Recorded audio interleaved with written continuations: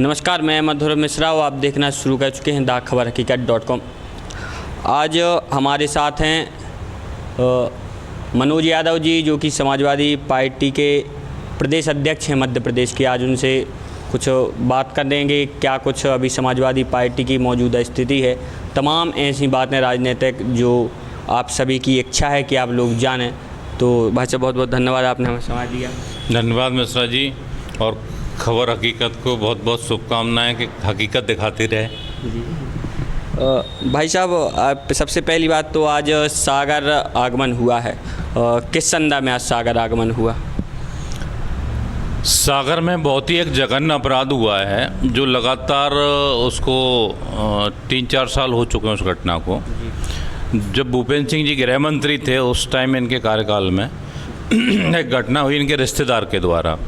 एक दलित बच्ची को छेड़ा जाता है, अगर वो FIR दर्ज कराते हैं तो उन पर दबाव बनाया जाता है समझौते के लिए। दबाव नहीं होता है तो उसके बाद में उसके एक भाई की हत्या कर दी जाती है, फिर एक चाचा की हत्या हो जाती है, और चाचा के साथ पोस्टमार्टम के लिए जब वो अंजना जो पीड़िता है वो गई थी तो उसके साथ 2 लोग और थे जिनका जो चाचा की हत्या हुई तो चाचा के माता पिता थे।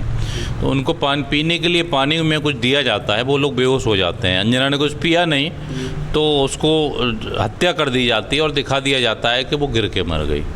तो ये एक परिवार की, दलित परिवार की 3 हत्याएँ होना बहुत बड़ा, आज से बड़ा देश में अपराध नहीं हुआ होगा। और उसको ये दिखाया जाता है कि एक्सीडेंट से मर गई है, गिर के मर गई है। आज तक उसके हत्यारों पे FIR दर्ज नहीं हुई है। ये भारतीय जनता पार्टी कहती है कि बेटी बचाओ बेटी पढ़ाओ। तो भारतीय जनता पार्टी के नेता, वो खुद पदाधिकारी अंकित सिंह है, जिसके ऊपर अभी तक बाहर घूम रहा है ना। बाकी लोग, कुछ लोगों पर कार्रवाई हुई है, उनकी ज़मानत में भी बार बार चीज़ें होती हैं। वो लोग जेल में हैं तो उनको सुविधाएं ऐसी दी जा रही हैं, संडे के दिन मुलाकात होती है, उनकी फैमिली जाती है, 3-3 घंटे मुलाकात होती है।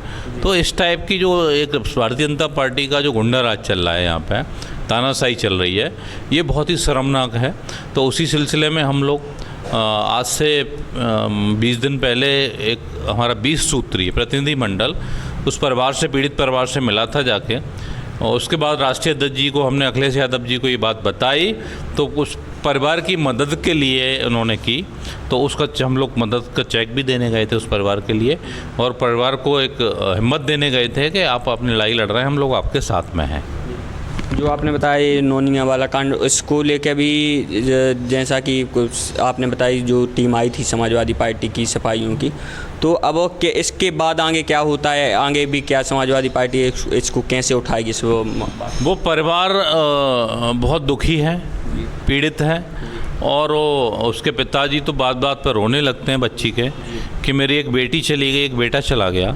जो बच्चा हुआ है, यहाँ के एडिशनल SP हैं, वो कहते हैं कि तुम्हें भी मार दिया जाएगा, नहीं समझौता कर लो।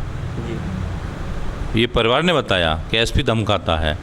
तो हम लोग उनके साथ में हैं, और जब तक उनको न्याय नहीं मिलेगा समाजवादी पार्टी उनकी लड़ाई लड़ेगी, क्योंकि दलित के हमेशा साथ रही है, पिछड़ों के साथ रही है, सभी के जहाँ न्याय होता है समाजवादी पार्टी खड़ी रहती है और खड़ी रहेगी।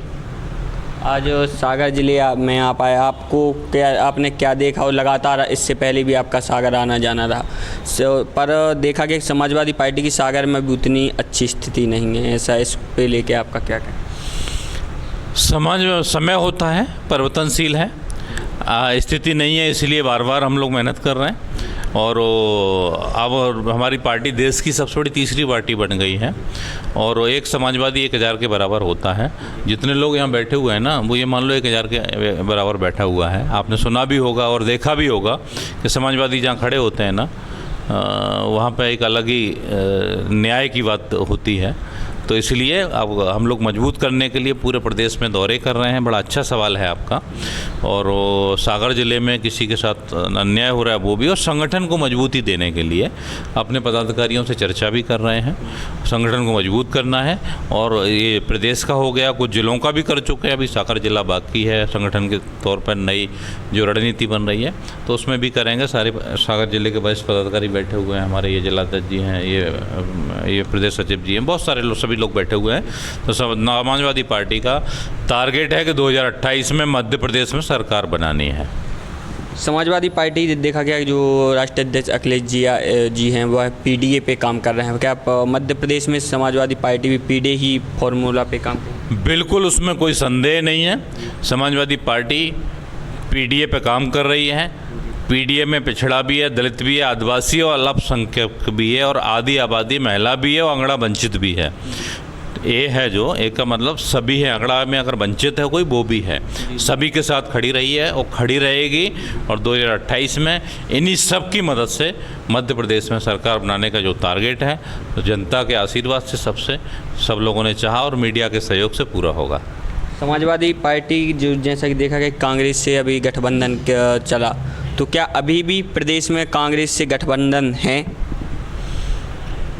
अभी हम लोग अपना संगठन मजबूत कर रहे हैं। इंडिया गठबंधन तो है ही, और जो राष्ट्रीय नेतृत्व का निर्देश मिलेगा हम वो उसका पालन करेंगे। और अगर इंडिया गठबंधन जैसा बता रहे आप हैं, तो फिर जो अभी उपचुनाव जहाँ जहाँ हो रहे हैं, तो ऐसे में देखा गया कि जहाँ समाजवादी पार्टी को महत्व क्यों नहीं मिल रहा? नहीं, हर जगह महत्व मिलता है, कहाँ नहीं मिला।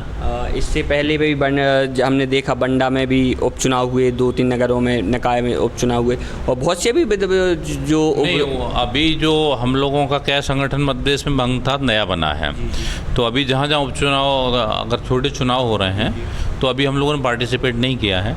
अब जो भी चुनाव होंगे हम लोग वहाँ पार्टिसिपेट करेंगे। ये छोटे चुनाव हैं, इसमें गठबंधन की वैसे भी ज़रूरत नहीं होती है चीज़ों की। पार्टी अपने संगठन बनाने के लिए जो चुनाव होते हैं, छोटे चुनाव होते हैं, या जहाँ हमें करना है संगठन को तो मजबूत करेंगे ही हम लोग।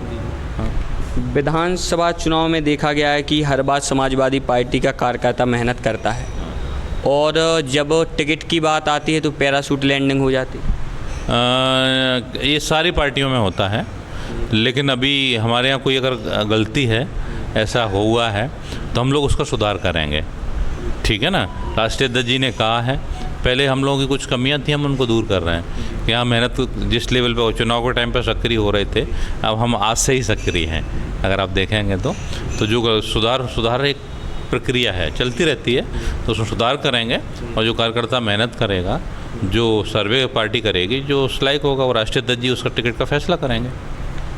देखा गया कि इससे पहले इसी मध्य प्रदेश में समाजवादी पार्टी अच्छी खासी स्थिति में थे, जहां विधायक भी 4 से 5 विधायक रहे हैं, पर आज समाजवादी पार्टी के विधानसभा में एक भी सदस्य नहीं है। ऐसा तो ऐसा नहीं लगता पार्टी आज कमज़ोर हो गई? नहीं, आज पार्टी देश की सबसे बड़ी तीसरी पार्टी आज की बात करोगे तो पिछले चुनाव में परिणाम ऊपर नीचे हो सकता है, कभी भी किसी भी दल का हो सकता है। भारतीय जनता पार्टी का किसी टाइम पे एक सांसद हुआ करते थे, आज देश पे उनकी सरकार है। समझ रहे हैं आप? तो इसी तरह अभी यूपी चुनाव में हम लोग जीते हैं ना, भारतीय जनता पार्टी को हराया नहीं हराया, जीता हराया ना। तो इसी तरह मध्य प्रदेश में हम लोगों ने शुरुआत कर दी है, तो यहाँ भी हम लोग कमज़ोर नहीं हैं। हम लोग कमज़ोर नहीं है, हम लोगों के साथ जनता है, जनता की भावनाएं हैं, संगठन है, उसको मजबूत करने के लिए हम लोग दिन रात मेहनत करेंगे और करेंगे। और जल्दी ही सागर में आपको देखेगा पूरे संभाग में कि समाजवादी पार्टी सबसे मजबूत पार्टी है, और आज भी जो लड़ाई लड़ रही है किसी भी वर्ग के लिए सबसे आगे रह के लड़ रही है। जैसा कि खजुराहो की जो बात हुई थी, खजुराहो में जो खजुराहो लोकसभा सीट की, वहाँ ऐसा क्या हुआ कि समाजवादी पार्टी को एक सीट भी मिली थी, पर वो भी उसमें भी आखिर तक नामांकन के समय दिक्कत दिखी। ये भारतीय जनता पार्टी का जो संविधान को ख़त्म करने की जो योजना है, तो वो दबाव बस वहाँ पे पर्चा निरस्त कराया गया समाजवादी पार्टी का। तो ये तो संविधान को ख़त्म करना चाहते हैं, तो अब इसके लिए समाजवादी पार्टी लड़ाई लड़ रही है, देश में लड़ रही है। आप पहली बार देखेंगे संसद में संविधान को लेके शपथ ली गई। समाजवादी जितने सांसद हैं हमारे, सभी ने शपथ ली संविधान को लेके। तो समाजवादी पार्टी संविधान में आस्था रखती है, कानून में आस्था रखती है, और अनुशासन में आस्था रखती है।